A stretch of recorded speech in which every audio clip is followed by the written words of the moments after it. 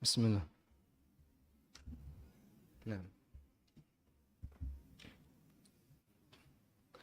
Assalamualaikum warahmatullahi wabarakatuh. Alhamdulillahi rabbil alamin. Wassalatu wassalamu ala ashrafil mursalin. Nabiyyina wa maulana Muhammadin wa ala alihi wa sahbihi ajma'in. Wa ashhadu an la ilaha illallah wahdahu la syarika lah. Wa ashhadu anna Muhammadan abduhu wa rasuluh. Salawatu Rabbi wa salamu alaih wa ala alihi wa ashabih wa man sara ala nahjihi wa stanna bisunnatih ila yaumiddin. Alhamdulillah, kita memuji syukur kehadirat Allah Subhanahu wa ta'ala. Tepat kurang lebih 1 tahun kita bisa bertemu kembali di Masjid Syamsul Huda atau Hudi? Huda. Di Masjid Syamsul Huda. Masya Allah, suasana jamaah sangat ramai dan kita berharap semoga Allah Subhanahu wa ta'ala memberkahi setiap forum kajian yang kita selenggarakan di masjid ini. Dan kita haturkan jazakumullah khairan kepada panitia yang telah memberikan kita fasilitas untuk belajar bersama. Semoga Allah memberikan balasan yang terbaik untuk mereka. Tadi dalam salat maghrib kita mendengar Allah Subhanahu wa ta'ala memberikan ancaman untuk orang yang salat. Fawailun lil musallin alladzina hum fi salatihim sahun. An salatihim sahun atau fi salatihim sahun. Coba dicek mushafnya. Alladzina hum fi salatihim atau an salatihim. Pertanyaan yang pertama, silahkan dibuka mushafnya.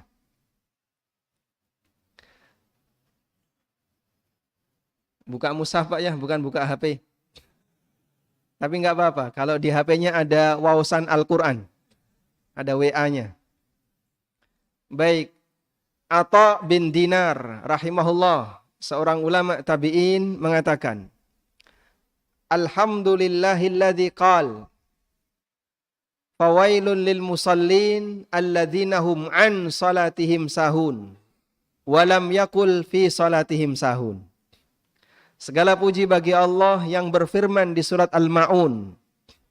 Celakalah orang yang salat alladzina hum an salatihim sahun. Itu yang Allah firmankan dalam Al-Quran. Dan Allah tidak berfirman alladzina hum fi salatihim sahun. Karena kalau Allah berfirman fawailun lil musallin alladzina hum fi salatihim sahun, kita tidak ada yang selamat. Bahkan sampai pun Rasulullah SAW pernah mengalaminya. Karena ada yang berbeda antara makna fi salatihim sahun dengan an salatihim sahun. Apa bedanya Pak? Kalau kalimatnya alladzina hum fi salatihim sahun, maka artinya adalah lupa ketika salat. Dan yang namanya manusia, sing jenenge menungso mesti pernah lupa, bahkan sampai pun ketika dia di dalam sholat. Nabi SAW pernah nggak Pak lupa dalam sholat? Pernah Pak? Pernah? Apa buktinya Pak? Apa buktinya? Pernah sholat duhur 2 rakaat. Apa bukti yang lain? Nabi SAW pernah lupa di dalam sholat. Apa buktinya? Masya Allah, siapa yang jawab pertama tadi? Nggak ngaku ya. Oh, yang di atas. Dapat hadiah sebenarnya ini. Adanya syariat sujud sahwi itu bukti bahwa Rasulullah SAW pernah lupa dalam salat.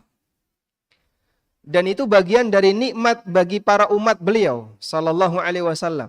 Andaikan Nabi itu dari kalangan malaikat yang mereka tidak mungkin lupa, maka kita tidak tahu apa yang harus kita lakukan saat kita lupa dalam sholat. Padahal peluang orang yang lupa dalam sholat itu sangat besar.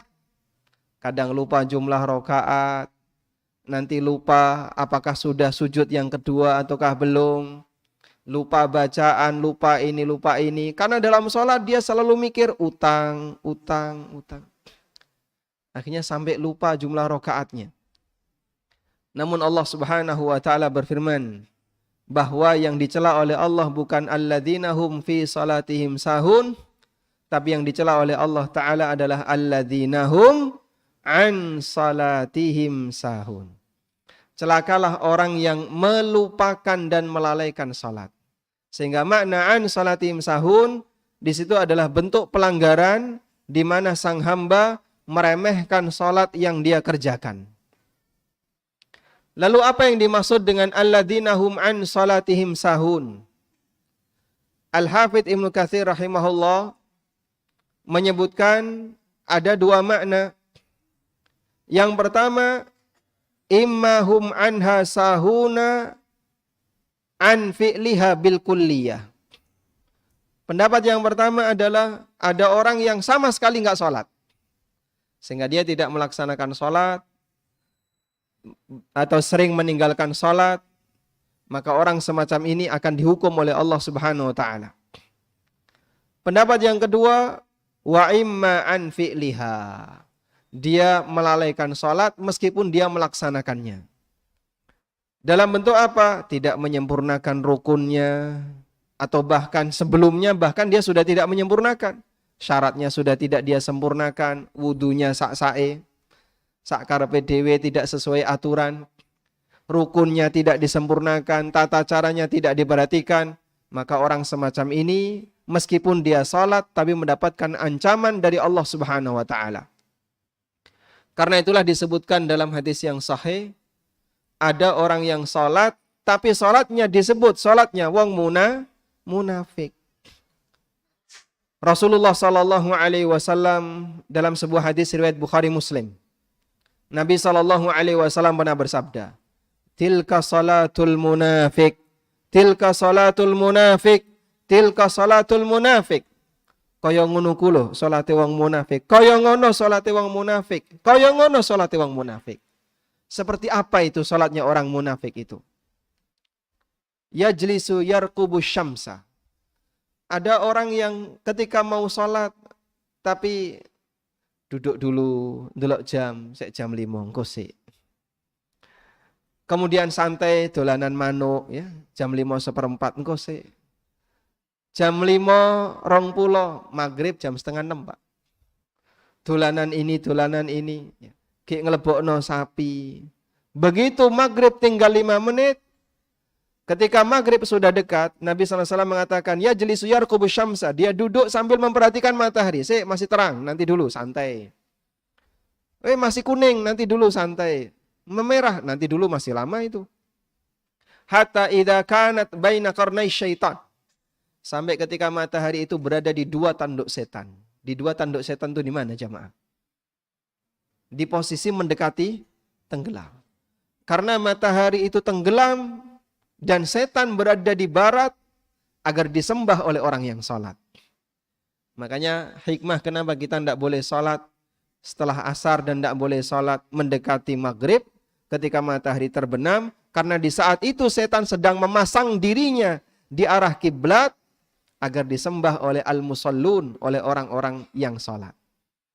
Maka munafik ini penyembahnya setan.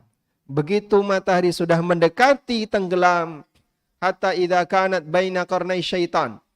Sampai ketika matahari sudah berada di dua tanduk setan. Naqara arba'an. Dia mematuk 4 kali. Mematuk 4 kali maksudnya gimana, Pak? Sujudnya aja cepat, culat-culit ya. Sehingga dia ketika salat gerakannya sangat cepat. La yadhkurullaha fiha illa qalila. Ketika salat dia tidak mengingat Allah kecuali sedikit. Sehingga dalam hadis ini Nabi SAW memberikan contoh pelanggaran yang dilakukan oleh orang munafik ketika salat. Yang pertama dalam masalah waktu. Salat suka mengolor-ngolor waktu. Engko se ya.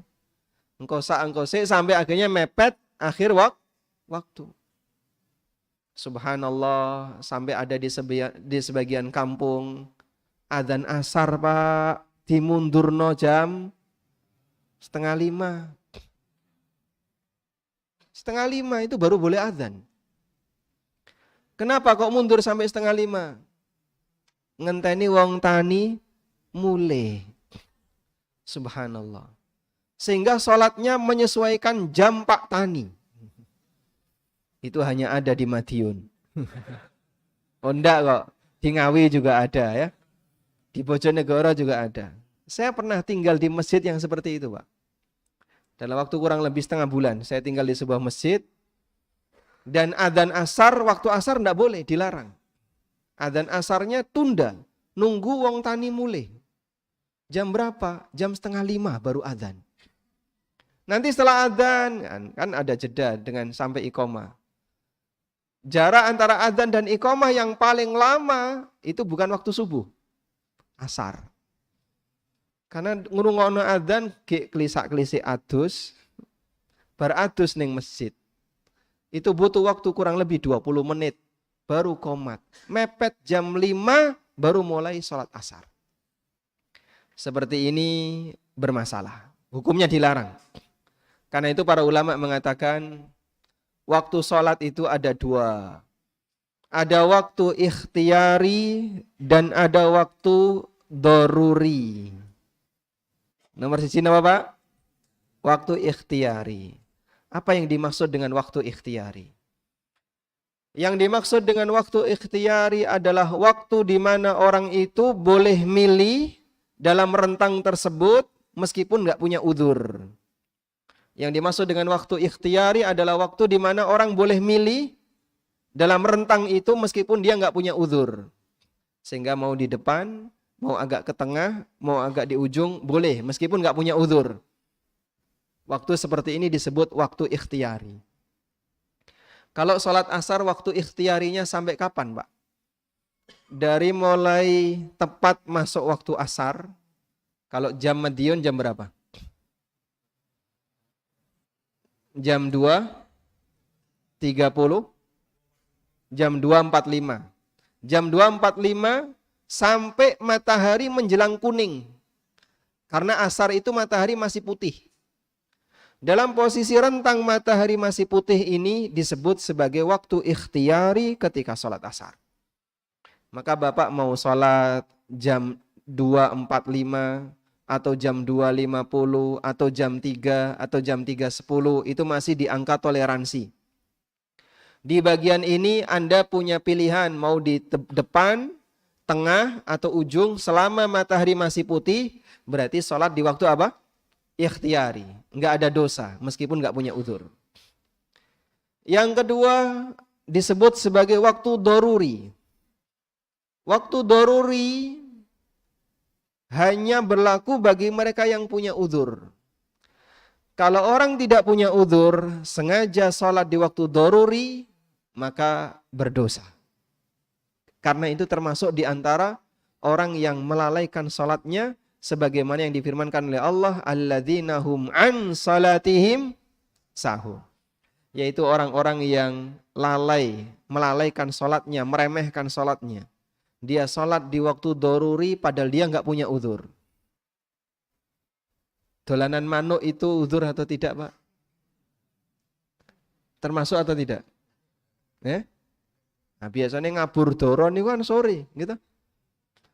Barasar. Kemudian nunda waktu sholat. Bal-balan itu termasuk udzur atau tidak, Pak? Termasuk enggak, Pak? Namanya orang kalau sudah masuk stadion, sepak bola digelar jam 3:30. Penontonnya datang jam berapa, Pak? Ya?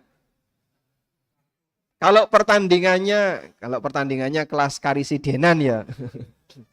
Mulai jam 4, ya, datang jam 4 kurang seperempat. Ya. Tapi kalau pertandingannya misalnya Pak, kelas provinsi Pak. Kira-kira Pak ya, ini Piala Gubernur. Pertandingan mulai jam 4. Penonton itu sudah siaga jam berapa? Jam 1 Pak. Masya Allah. Kajian bar maghrib, jenengan datang adzan Pak. Kalah dengan semangatnya supporter sepak bola. Padahal stadion yang gede nih kayak gitu Pak, bisa menampung puluhan ribu orang. Mereka itu sudah siaga jam 1. Jadi wajar saja kalau di dalam situ orang yang gak sholat banyak sekali. Subhanallah. Dan kalaupun sholat mereka tunda-tunda, nanti jam 3 mulai, jam 4, jam 5 selesai. Niat dia sholat jam 5. Bubarnya dari situ lama. Belum lagi kalau nanti ada gas air mata, makin lama lagi. Tayyib. Jadi jamaah dimulakan Allah Subhanahu wa taala, orang yang seperti ini dia tidak punya uzur, lalu dia secara sengaja melaksanakan sholat di waktu daruri, maka dia berdosa karena Nabi SAW menyebut orang seperti ini sebagai sholatnya wong munafik. Tilka sholatul munafik. Tilka sholatul munafik. Yajlisu yarqubus syamsa. Itulah sholatnya wong munafik. Sholatnya wong munafik mong leyah-leyeh nunggoni jam sholat, nunggoni matahari. Sampai akhirnya ketika mendekati mau tenggelam, baru dia laksanakan sholat dengan cepat. Pelanggaran yang kedua disebut oleh Nabi SAW ketika salat naqara arba'an, dia salatnya sangat cepat. Dan orang yang salat sangat cepat bisa dipastikan dia akan tidak tumak nina. Padahal tumak nina itu hukumnya apa, Pak? Syarat atau wajib salat? Tumak nina itu termasuk syarat salat atau wajib salat? Rukun salat. Yang benar apa? Rukun salat. Sehingga kalau orang salat tapi tidak tumak nina, berarti dia meninggalkan rukun salat. Apa nasib salatnya? Batal. Tidak sah. Maka kadang ada orang yang salat selama 60 tahun tapi tidak diterima oleh Allah karena salatnya terlalu cepat. Salatnya tidak sah disebabkan karena dia tidak tumak nina. Sehingga penting untuk memahami rukun-rukun salat. Pelanggaran yang dilakukan oleh orang munafik yang kedua, ketika salat mereka tidak memperhatikan rukunnya. Terutama rukun yang paling sering jadi korban adalah tumak nina. Ini yang paling sering jadi korban, Pak. Karena orang kalau salat kan mesti eling Fatihah, ya? Mesti ruku, mesti sujud. Sehingga tidak meninggalkan rukun yang seperti itu. Tapi yang dia tinggalkan adalah rukun tumak nina. Mas, sholatnya sampean batal. Loh aku ini ruku, sujud, iktidal lengkap kok sampean nilai batal. Semua rukun sudah saya kerjakan. Tapi Bapak tidak tumak nina. Tumak nina niku nopo? Banyak orang yang nggak ngerti, Pak. Sehingga sholat yang sampai jadi dianggap sebagai prestasi ya. Yang di daerah Blitar nih kok Pak. Waktu Ramadan ya. 21 rakaat, 7 menit pletas. Ada yang pernah jadi pesertanya di sini? Barangkali punya pengalaman, nanti saya suruh cerita. Baik. Kira-kira dalam kegiatan sholat itu, Bapak lihat tonton ya videonya. Ada enggak gerakan yang dia tinggalkan? Tidak ada. Fatihah dia baca. Rukuk dia lakukan. Iktidal dia kerjakan. Sujud dia juga dia lakukan. Tapi yang jadi masalah dia meninggalkan satu, yaitu tumak nina. Sehingga Masya Allah, begitu cepatnya sampai ketika dia membaca Al-Fatihah, yang terdengar itu cuma 2 kata. Bismillahirrahmanirrahim, dolin, amin. Bismillah, dolin, bismillah, dolin. Tengah Fatihah itu dah kerungu, Pak. Saking cepetnya. Dolin itu artinya apa, Pak? Bismillahirrahmanirrahim, dolin. Yang terdengar itu cuma bismillah sama dolin. Saking cepatnya dia membaca Al-Fatihah. Baik. Ini pelanggaran yang kedua yang disebutkan oleh Nabi SAW dalam hadis ini. Pelanggaran yang ketiga. La yadhkurullaha fiha illa qalila. Dia tidak mengingat Allah kecuali hanya sedikit. Bisa jadi saat orang itu sholat, eling Allah itu cuma pas 1 kalimat saja, Pak. Assalamualaikum itu eling Allah, Pak. Dari mulai takbiratul ihram sampai mendekati salam itu loh. Blas ra eling apa-apa, Pak. Wong culat-culit assalamualaikum geeling dia. La yadhkurunallaha illa qalila. Dia tidak mengingat Allah Ta'ala kecuali sedikit. Dan itulah pelanggaran yang dilakukan oleh orang munafik. Allah sebutkan hal ini juga di surat An-Nisa ayat 142. Innal munafiqina yukhadi'unallah wa huwa khadi'uhum Wa idza qamu ilas salati qamu kusala yura'unan nasa wa la yadhkurunallaha illa qalila. Nalikane mereka salat, salate karo malas-malesan.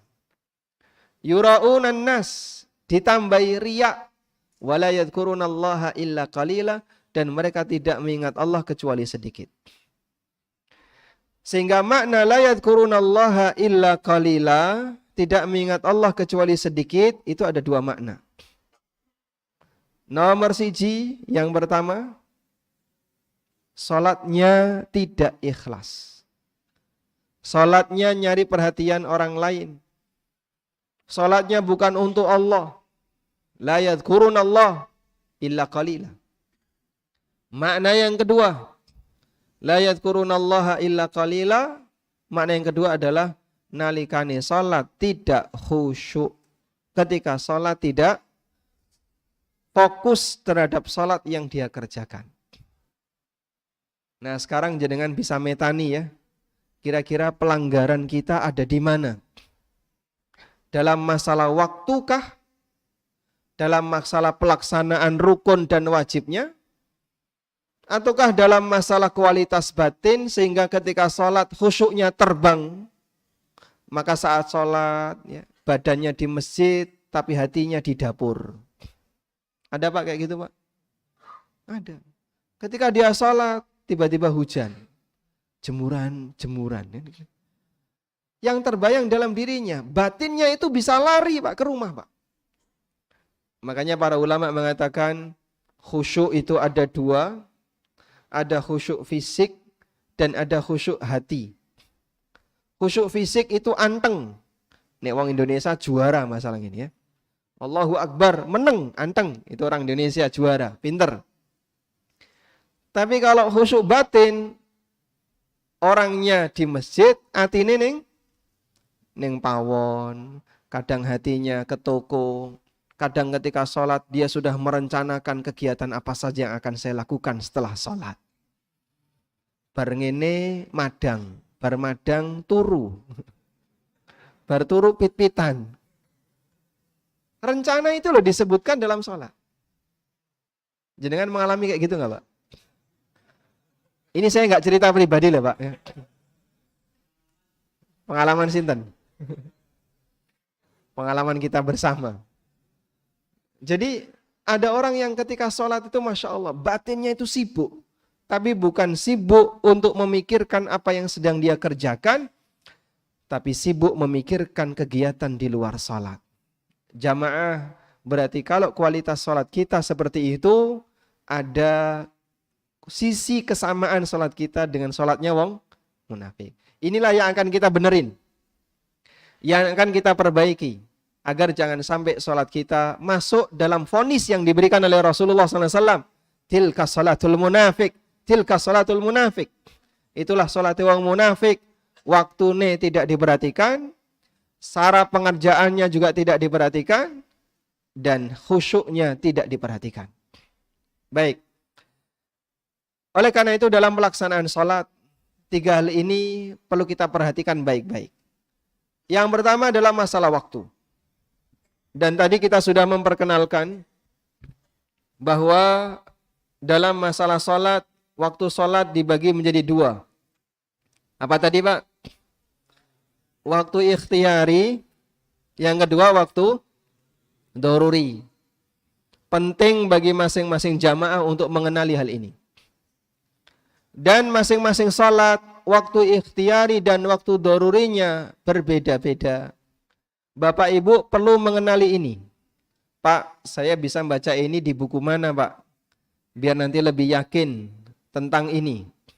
Jenengan nanti perso buku sing jengene Matan Ghoya wa Takrib. Fikih Abi Syuja. Matan Abi Syuja. Pernah dengar Pak? Pernah dengar? Kapan? Barusan dengar. Loh itu kurikulum utama Pak. Kalau orang mau belajar fikih Syafi'iyah. Jadi di pesantren-pesantren yang mempelajari fikih Syafi'iyah, dasarnya kan Safinatun Najah. naik tingkatan matan Abi Syuja. Nah, saya langsung ke yang matan Abi Syuja. Di matan Abi Syuja itu disebutkan rincian waktu ikhtiyari dan waktu doruri untuk masing-masing sholat. Subuh itu waktu ikhtiyari dari kapan sampai kapan. Nanti duhur, kalau duhur adanya hanya waktu ikhtiyari semua. Dari awal sampai akhir tidak ada waktu doruri. Karena Nabi SAW pernah sengaja mengakhirkan waktu duhur. Kenapa? Panas. Rasulullah sallallahu alaihi wasallam bersabda, "Inna syiddatal harri min fayhi jahannam. Fa'abridu bis salah." Cuaca yang sangat panas itu karena hembusan neraka. Dan ini masalah gaib yang wajib kita imani. Fa'abridu bis salah. Maka tunggu salat duhur sampai agak dingin. Dan Rasulullah sallallahu alaihi wasallam pernah menunda waktu duhur hatta tafi'at tulul. Sampai tulul itu mengeluarkan bayangan. Tulul itu kerikil, Pak. Kerikil-kerikil itu keluar bayangan, itu berarti matahari sudah agak condong ke barat. Benda tinggi, Pak, kalau keluar bayangan cepat karena tinggi. Tapi kalau kerikil metu bayangan, itulah lama karena dia benda yang pendek. Hatta tafi'at tulul, sampai kerikil itu keluar bayangan.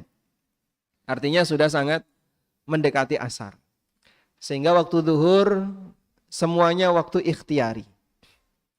Kemudian beralih ke waktu asar. Tadi sudah kita sampaikan. Batasan ikhtiyari dari kapan sampai kapan? Batasan waktu ikhtiyari dari kapan sampai kapan? Dari sejak masuk waktu sampai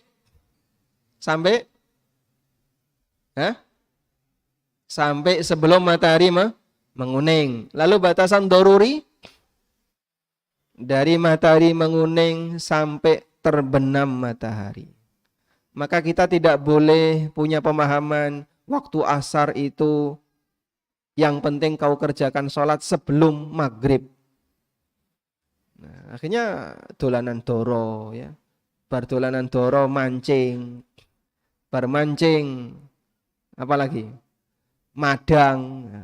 Bar madang baru sholat, mendekati maghrib baru sholat. Padahal terjadi pelanggaran besar yang dia lakukan karena dia sengaja menunda waktu sholat mendekati maghrib. Dan itu sholatnya orang munafik. Isya sekarang, maghrib. Maghrib semuanya waktu doruri. Maka tidak ada pilihan. Waktu sempat Anda melaksanakan sholat maghrib, segera laksanakan. Karena Jibril alaihissalam ketika mengajarkan kepada Nabi SAW waktu sholat pasca beliau Isra Mi'raj.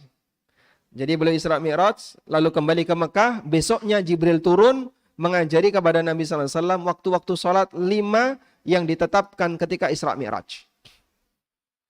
Saat Jibril datang di hari pertama itu datang di awal waktu, datang di hari kedua datang di akhir waktu. Karena menunjukkan batasan. Dan ketika maghrib Jibril datang di waktu yang sama. Setelah matahari terbenam. Makanya waktu maghrib jangan ditunda. Kecuali kalau Bapak punya uzur, penundaan ketika punya uzur diperbolehkan karena uzur. Tayyib. Berikutnya waktu Isya. Waktu Isya, waktu ikhtiyari dari masuk Isya sampai tengah malam. Dan dalil tentang ini adalah sabda Nabi SAW ketika beliau sholat Isya tengah malam. Lalu beliau sampaikan, "Wallahi innaha lawaktuha, laula an asyukka ala ummati." Demi Allah, inilah waktu terbaiknya. Andaikan tidak memberatkan umatku. Sehingga Rasulullah SAW sholat Isya itu lebih sering di awal atau di akhir? Lebih sering di mana, Pak? Nabi SAW sholat Isya itu lebih sering di awal atau di akhir? Di awal. Sesekali beliau akhirkan. Alasannya apa? Karena beliau menyampaikan, laula an asyukka ala ummati. Andaikan ini tidak memberatkan umatku. Makanya ulama berbeda pendapat. Waktu yang afdal yang mana sih sholat Isya? Kalau mempertimbangkan kebiasaan Nabi SAW, beliau sholat Isya di awal waktu. Tapi kalau mempertimbangkan hadis tadi, salat Isya yang paling afdal di akhir waktu. Tapi bagi kita yang paling afdal adalah nek jenengan saged salat jamaah. Gitu ya, Pak. Sehingga kalau di masjid Bapak salat Isyaknya di awal waktu, kok Bapak gak ikut salat jamaah karena pingin akhir waktu, justru kurang afdal. Dipahami, Pak? Baik. Saya mau sholat di akhir waktu. Katanya pahalanya lebih besar. Jenengan kali sinten dewean. Ini salah paham. Tapi kalau jenengan sholat Isya di akhir waktu berjamaah, nah itu yang paling bagus. Misalnya dibuat program ya.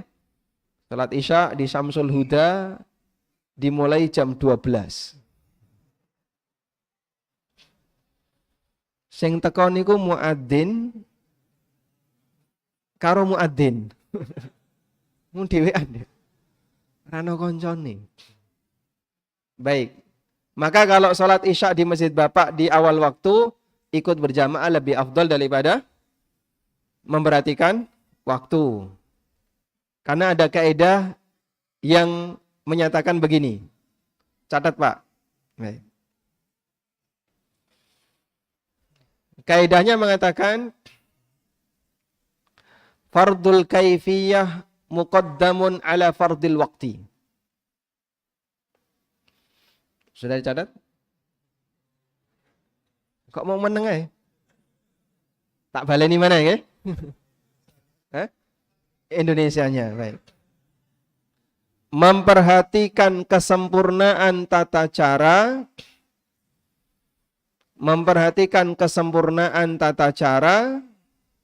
lebih diutamakan daripada memperhatikan ketepatan waktu.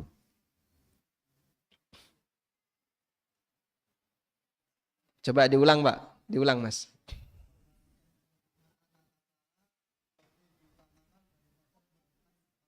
Masya Allah. Dapat hadiah, Mas. Masya Allah. Masya Allah, dapat hadiah ya. Ada lagi nggak? Oh, di bawah ya. Baik. Memperhatikan kesempurnaan tata cara lebih afdol daripada memperhatikan ketepatan waktu. Baik. Saya punya kasus. Jenengan naik kereta. Mendarat di Madiun, berhenti di Madiun jam 5 sore. Bapak naik kereta dari mulai jam 6 pagi dan nanti sampai di tujuan stasiun Madiun jam 5 sore. Sudah? Berarti Bapak melewati berapa kali sholat? 2, duhur, asar. Mendarat jam 5 sore. Maghrib jam setengah 6. Pertanyaannya, mana yang kita pilih? Sholat duhur dan asar di kursi kereta, tapi tepat waktu. Masuk duhur, sholat duhur. Masuk asar, sholat asar. Tepat waktu. Atau sholat duhur dan asar jamak takhir nanti setelah mendarat. Karena kereta nanti akan sampai di stasiun Madiun jam 5. Baik, pilih mana? Yang pertama atau yang kedua? Yang pertama ya. Baik. Yang memilih pertama angkat tangan. 1, 2 ya. Baik. Yang memilih yang kedua angkat tangan. Jumhur memilih kedua ya. Baik. Kenapa memilih pertama?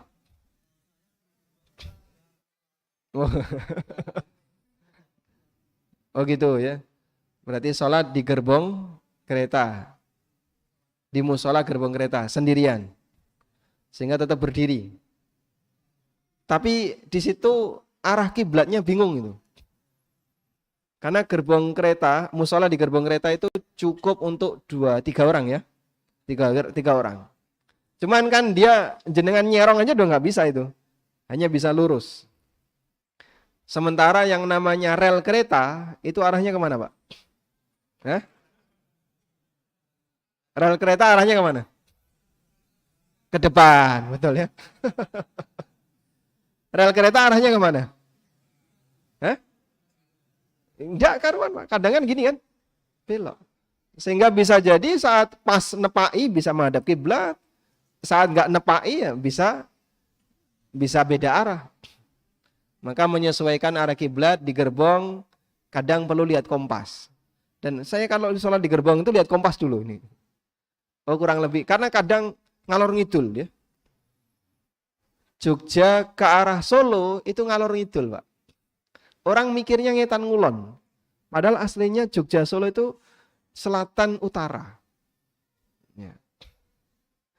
Beda ketika posisi dari Solo ke Madiun. Itu agak nyerong selatan atau lurus? Agak nyerong selatan. Karena yang namanya rel ini menyesuaikan kontur posisi posisi jalan dan posisi wilayah. Baik. Anggaplah misalnya tidak ada musola di gerbong. Anda hanya bisa sholat di kursi. Milih yang mana? Sholat di kursi tepat waktu atau sholat nanti setelah jam 5, mungkin jam 5:15 baru bisa sholat karena antri turun. Kursi tepat waktu. Kenapa, Pak?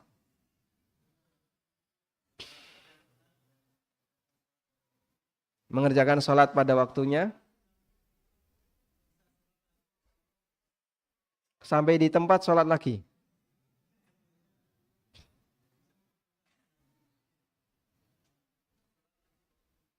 Seandainya setelah sampai di tempat, maka dilakukan sholat lagi,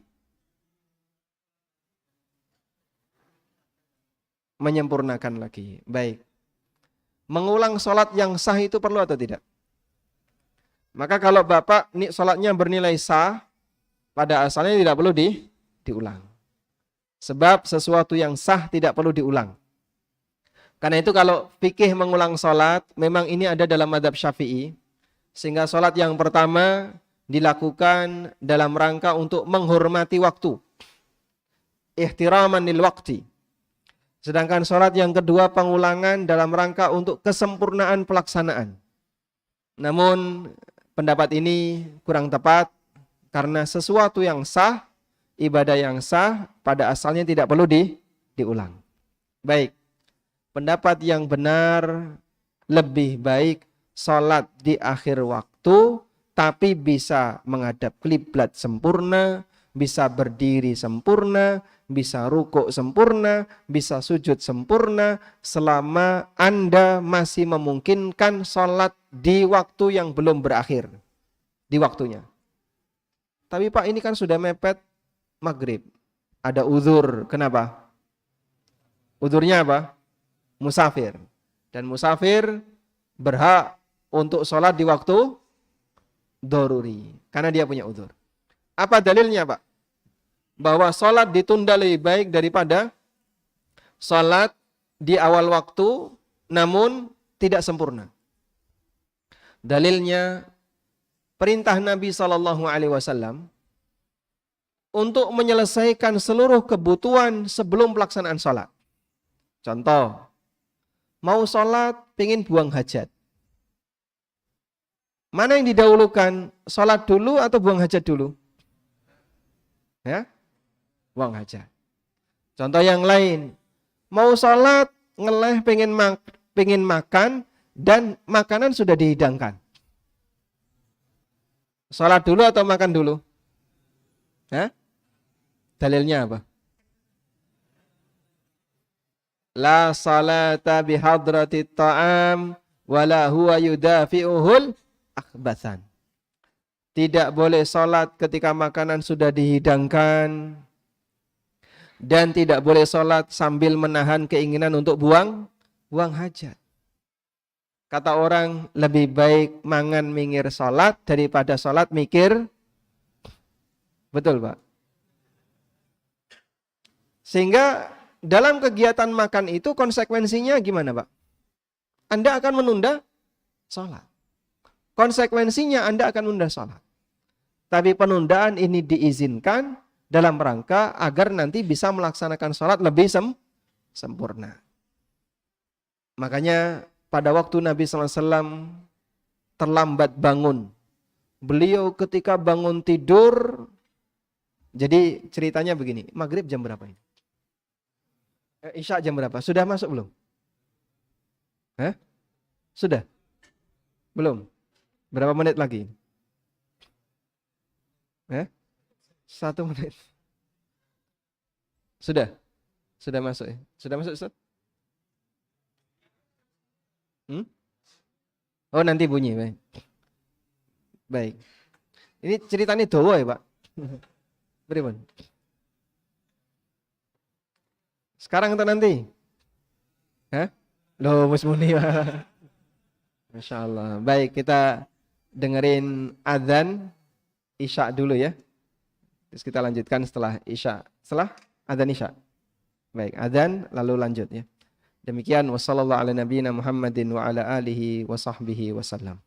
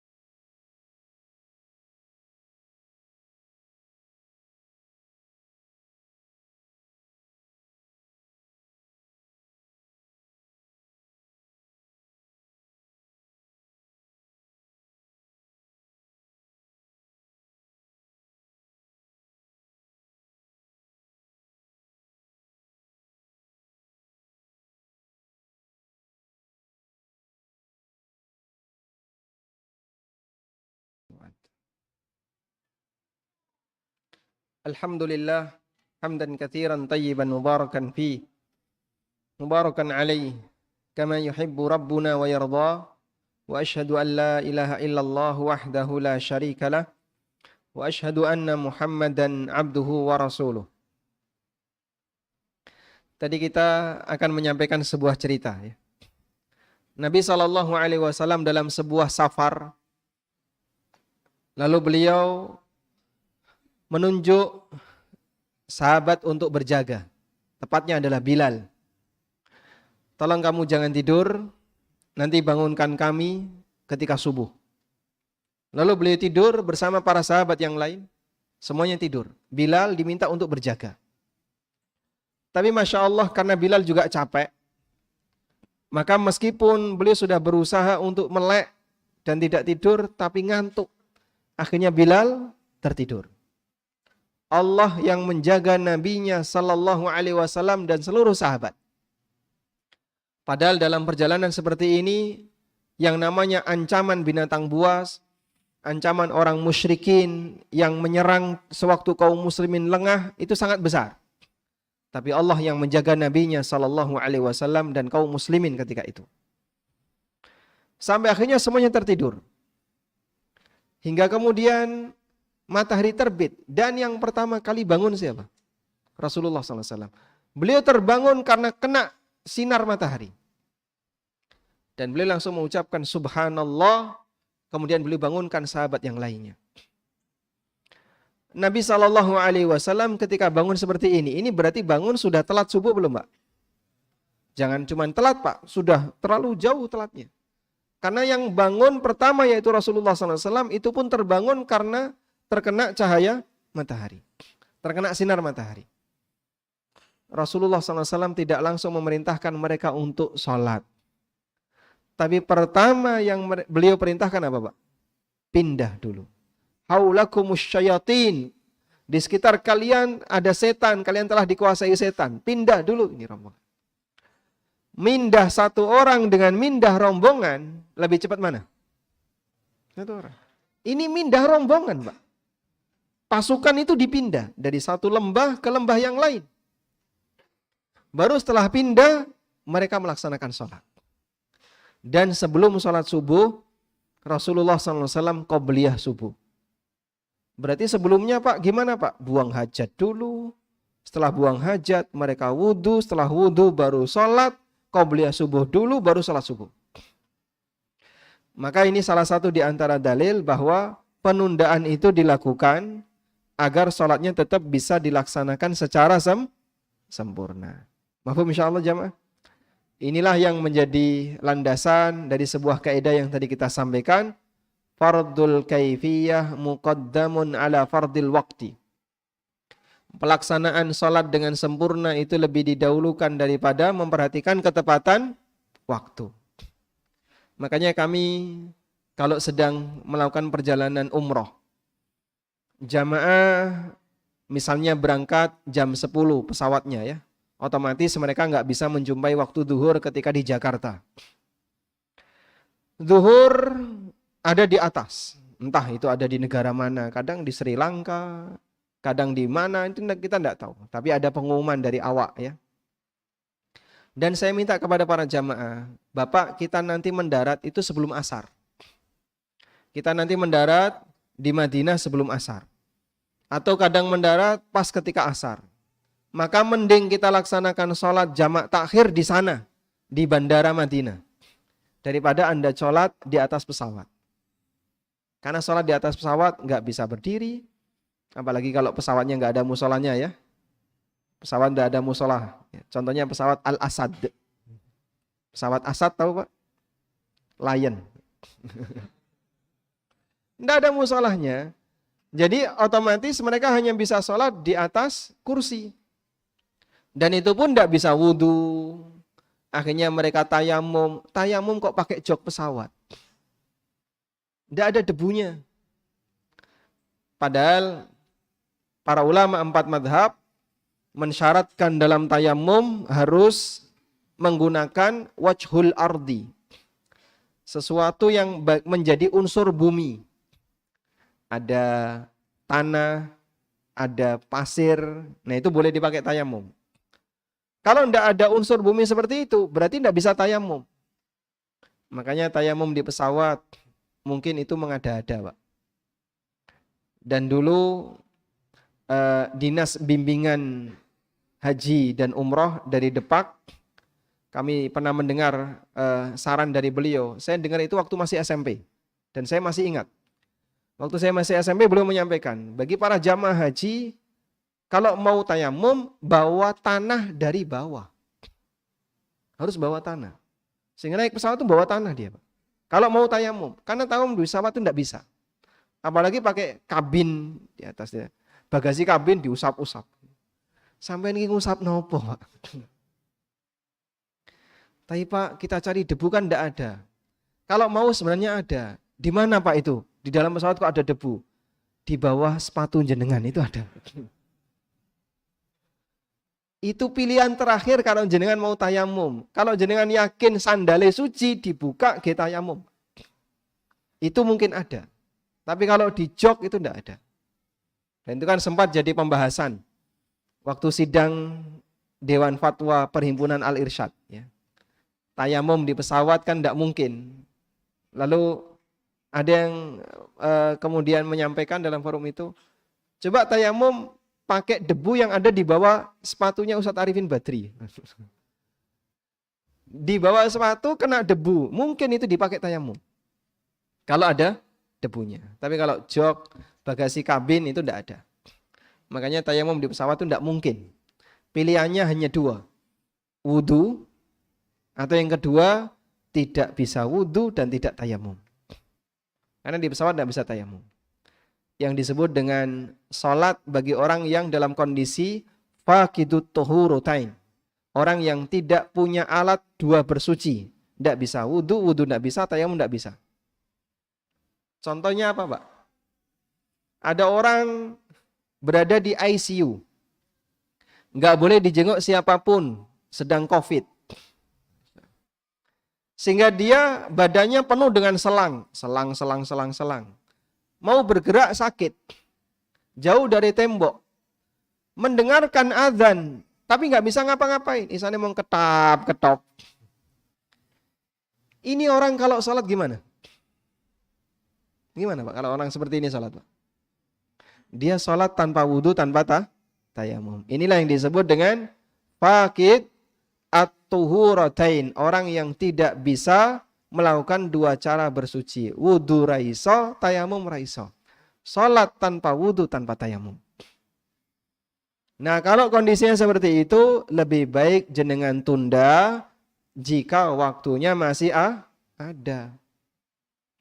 Sekarang alhamdulillah kereta dirapikan.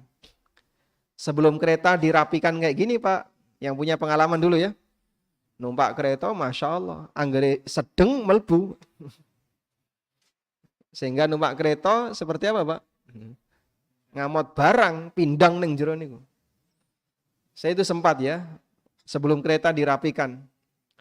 Sampai di daerah Cirebon, itu kurang lebih jam 2 pagi. Masih longgar. Alhamdulillah, nanti waktu subuh bisa ke toilet, wudu.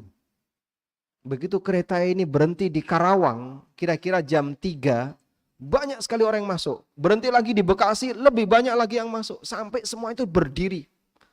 Pepet-pepetan, Pak. Berdiri. Itu jam 3, jam setengah 4, sebelum subuh.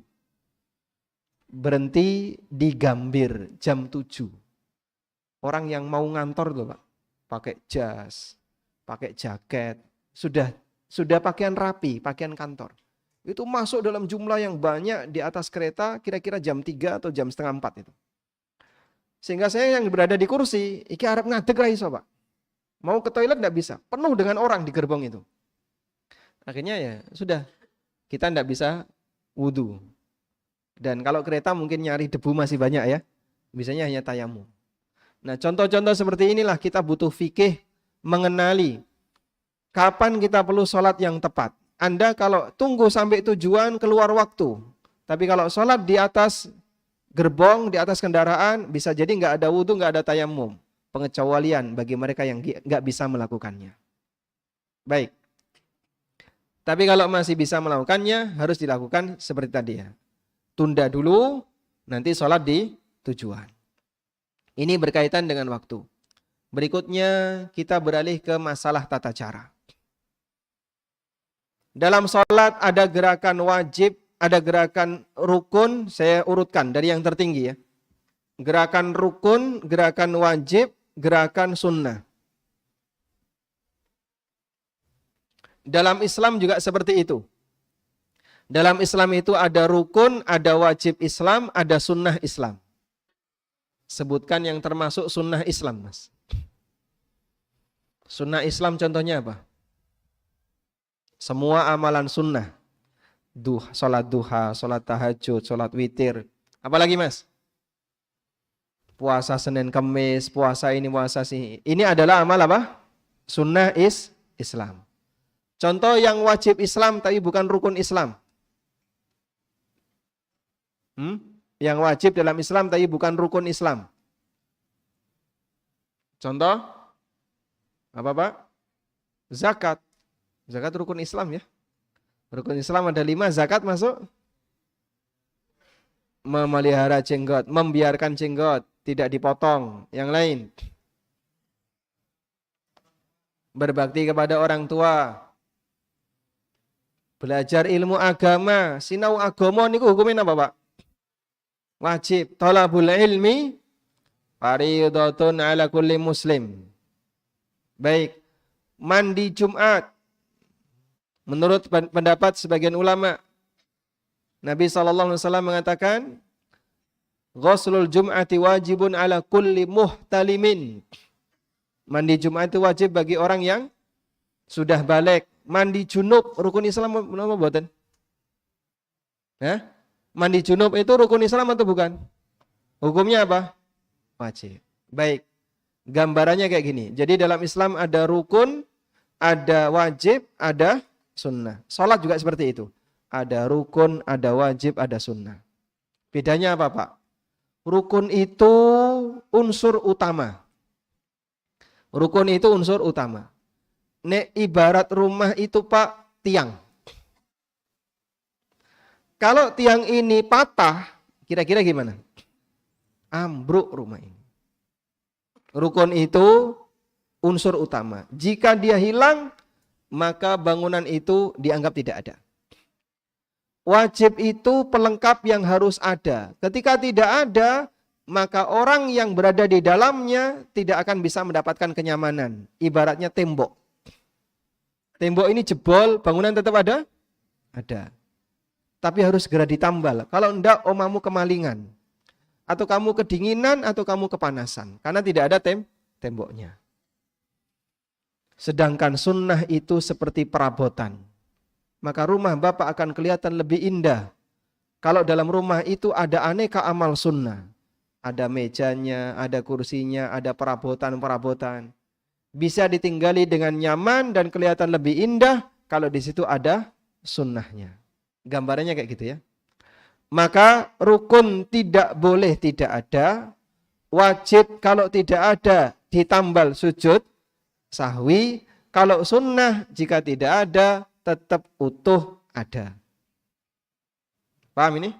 Baik, penjelasan ini disampaikan oleh Al-Hafidh Ibnu Rajab ketika beliau menjelaskan tentang permisalan yang diberikan oleh Nabi SAW terkait rukun Islam yang 5 dalam hadis Ibnu Umar. Bunyal Islamu ala khamsin, syahadatu alla ilaha illallah dan seterusnya. Oleh karena itu, sungguh sangat aneh kalau orang lebih memperhatikan yang sunnah tapi ngalahno sing rukun. Ibarat ada orang yang rumahnya roboh, jerone isine perabotan. Ada rumah Pak, di dalamnya itu Tupperware banyak, perabotan banyak, tapi tiangnya roboh. Ada yang mau tinggal di situ Pak? Tidak ada. Oh ini berbahaya, nanti kamu kerobohan. Seperti orang yang rajin mengamalkan amalan sunnah, tapi tauhidnya bobrok. Padahal itu rukun Islam yang pertama. Atau ada orang yang memperhatikan amalan sunnah, tapi amalan wajibnya disepelekan. Makanya dakwah ahlu sunnah tahu prioritas. Yang paling penting bagi seorang muslim, tauhid. Perhatikan. Amal-amal yang wajib, salat, zakat, puasa. Diperhatikan, dititeni yang baik. Baru setelah itu yang wajib. Baru setelah itu yang sunnah. Sehingga jangan kita punya prinsip. Jadi wong muslim iki sing penting ngokeh-ngokeh nang ibadah. Tahajud sing mempeng, sedekah sing ngokeh, poso sunnah, nyajen. Duh, Masya Allah Pak. Percuma Pak ya. Memperindah bangunan interior, tapi pondasinya, tiangnya dirobohkan dengan melakukan perbuatan kesyirikan. Ibarat ada orang yang memperindah bangunan interior, tapi rumahnya roboh. Paham insya Allah jamaah? Orang kalau tahu prioritas, ngerti seperti ini. Baik, sama halnya ketika ada orang yang melaksanakan sholat. Bagian rukun nggak diperhatikan, terutama apa? Tumaknina. Tapi retail bagian sunnah itu loh. Ojo sampai kali ya. Nawaitu usolli. Nek kowe gak ngomong kaya ngono batal salatmu. Ulama mana yang mengatakan kalau usolli hukumnya wajib? Ulama mana? Mentoknya memang ada sebagian yang menganjurkan dalam rangka untuk melatih batin. Tapi nek gak ngomong usolli rasane kok ono sing kurang. Nek gak tumakninah biasa dia tenang. Ini apa-apaan? Kamu itu ibarat membuat bangunan, memperindah dalam, tapi tiangmu kau robohkan. Sing digatekno mung siji. Tumakninah itu cuma satu tok, pas takbiratul ihram. Allah, suwe banget Kak. Allah itu gak rampung-rampung, Pak. Berkali-kali dia mau mengangkat Allahu Akbar sekali itu. Masya Allah, susahnya luar biasa. Terus setelah itu cepat. Percuma ini ya. Maka sadarilah bahwa dalam sholat ada bagian rukun, ada bagian wajib, dan ada bagian sunnah. Rukun harus komplit, kalau tidak ada, batal. Wajib harus ada, kalaupun tidak ada, ditambal. Tambalnya apa? Sujud sahwi. Sunnah kalau tidak ada, insya Allah salat Anda tetap utuh. Walhamdulillah. Baik. Karena kita tidak sedang membahas fikih salat, maka saya tidak rincikan itu. Namun prinsip agar Bapak bisa lebih berkualitas salatnya, maka jadikan setiap gerakan salat Bapak Ibu berdalil. Jadikan setiap gerakan salat Bapak Ibu berdalil. Piye carane takbiratul ihram berdalil. Piye carane ngangkat tangan berdalil. Carane sedekap berdalil.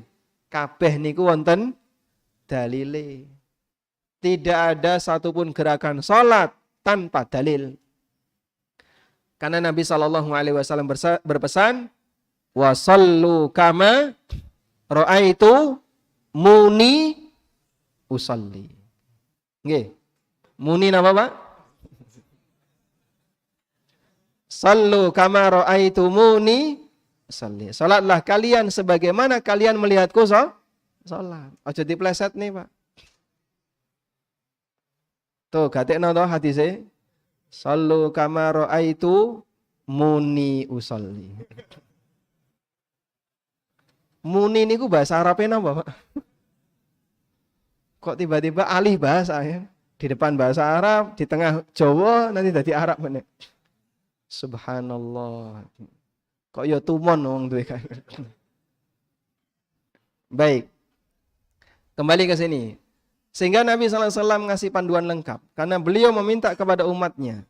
Kerjakanlah salat sebagaimana kalian melihatku salat.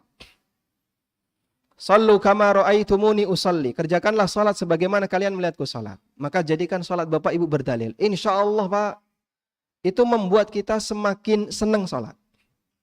Dan pengalaman itu berkali-kali terjadi pada banyak sekali kaum muslimin yang membaca buku sifat salat Nabi SAW.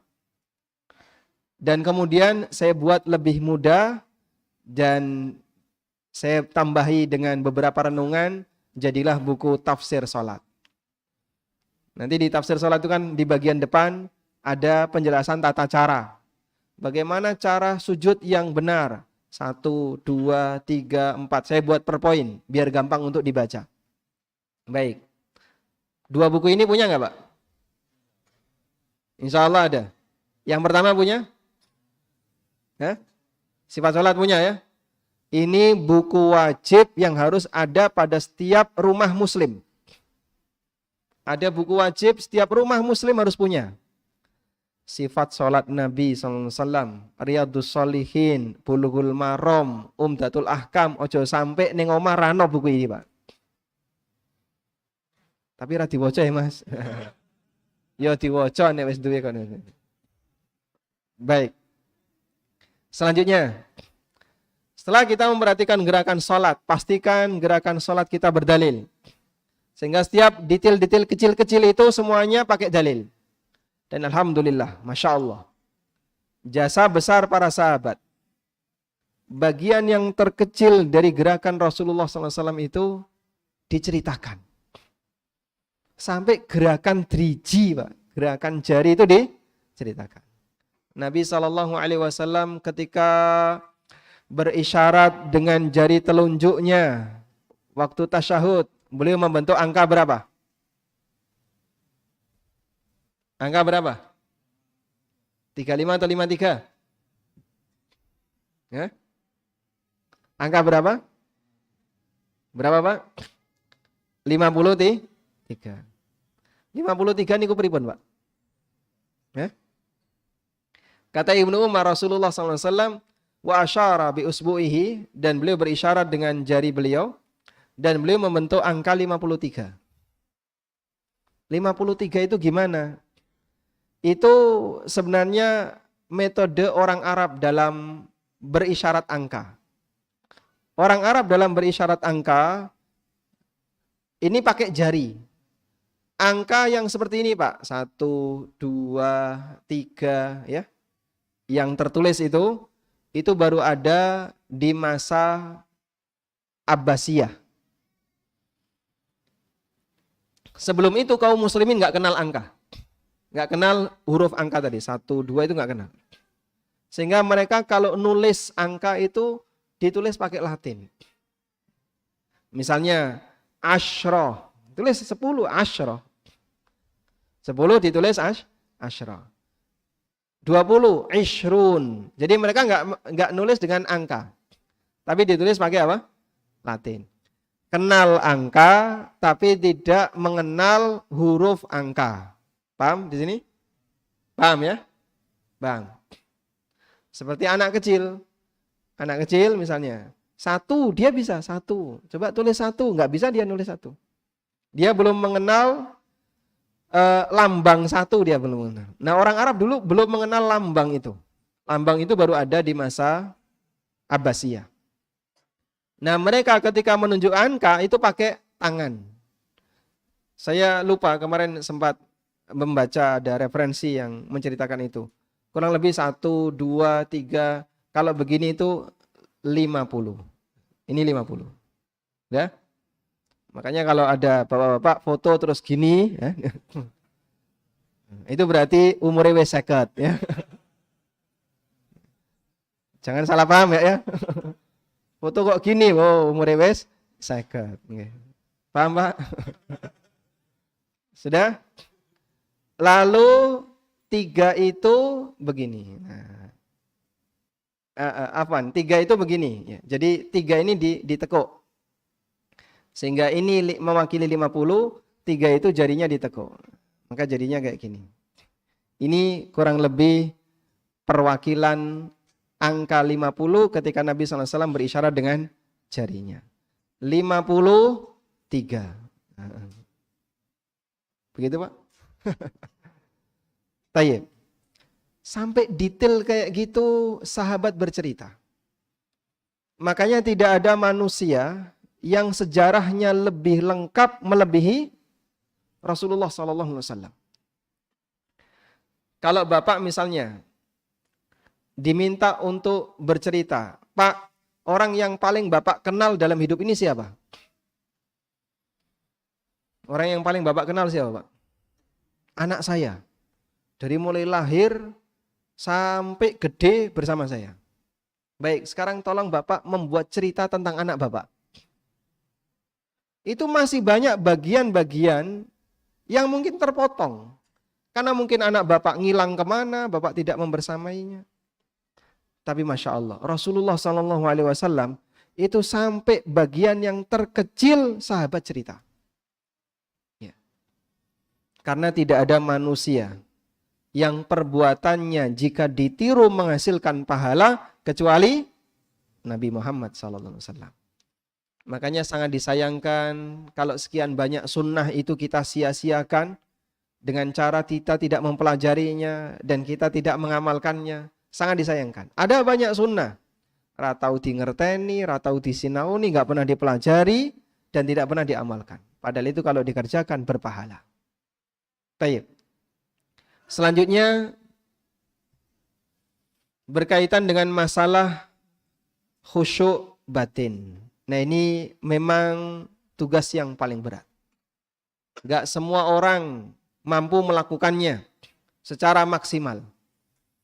Makanya khusyuk batin itu tidak wajib 100%. Saya ulang ya. Khusyuk batin tidak wajib 100%. Sehingga di sini tadi ada pertanyaan. Di buku tafsir salat Anda menulis bahwa Nabi terkadang tidak khusyuk dalam sebagian salatnya. Itu justru menjadi dalil kalau khusyuk 100% hukumnya tidak wajib. Andaikan orang itu harus khusyuk 100%, banyak orang yang gagal. Ya, jenengan salat maghrib tadi ya. Khusyuknya berapa persen? Wallahu a'lam. Khusyuknya wallahu a'lam. Ikhlasnya saja wallahu a'lam.